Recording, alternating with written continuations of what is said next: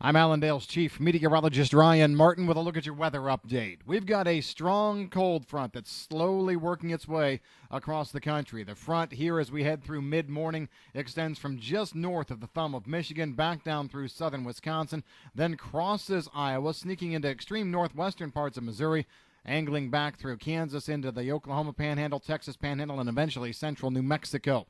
That is a long, long front. And what's really interesting to me as I look at it right now is low pressure that's spaced out along the front. We've got one low that's just to the south and east of the Twin Cities. Got another one just south of Kansas City. Another one just to the north of the Amarillo and Lubbock area. And you know what?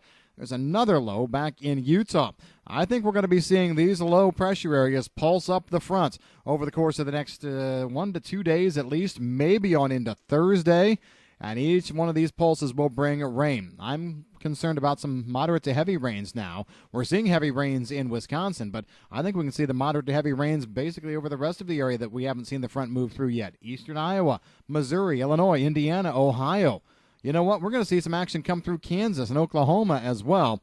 To me, this looks like a setup where we can see 1/2 to 1 inch rains very easily, but I think we also have to keep the door open for some 1 inch plus rains as the front slowly moves off to the south and east. I'm concerned about where the front eventually stalls out. I think it could do so down near the Ohio River Valley.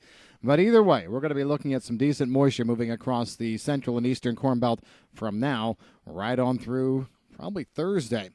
We'll be seeing another weak little system try and work in as we go into the weekend. When I say weak, I'm talking a few tenths, no more than 1/2 an inch. I think coverage across the Corn Belt could end up being, 50, 60%. It's not going to hit everybody, but there's a chance that this kind of meanders through. And then behind that, we're going to be seeing a drier forecast period going forward, mostly due to the fact that we see a nice big upper-level trough digging in over the eastern part of the country. That'll keep us cooler than normal. And we're also then going to be seeing most of the good precipitation fire off on the boundary between the big warm air ridge to the west and this trough to the east. That means the plains may end up getting very, very active as we go through the period. Another time frame that we're going to be watching very closely is going to be as we head through the middle, or I should say, the middle of next week or the week following, around the 22nd, 23rd, looking at a big low coming together as we see the ridge in the west start to move east, a little bit of a pattern change. Could see some 1 to 2 inch rain events spreading from the foothills across the Great Plains.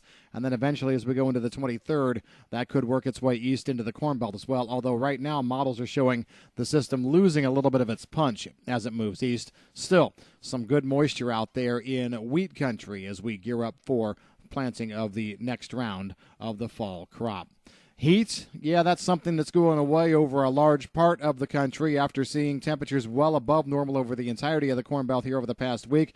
We're going to slip temperatures back down to near normal and probably even going below. For example, in the eastern Corn Belt, temperatures may do no better than the mid to upper 60s here this weekend. So definitely looking at a bit of a change. However, when you average things out going through the rest of the month, I think temperatures are close to maybe slightly below normal, and it will likely lead to a month, the month of September,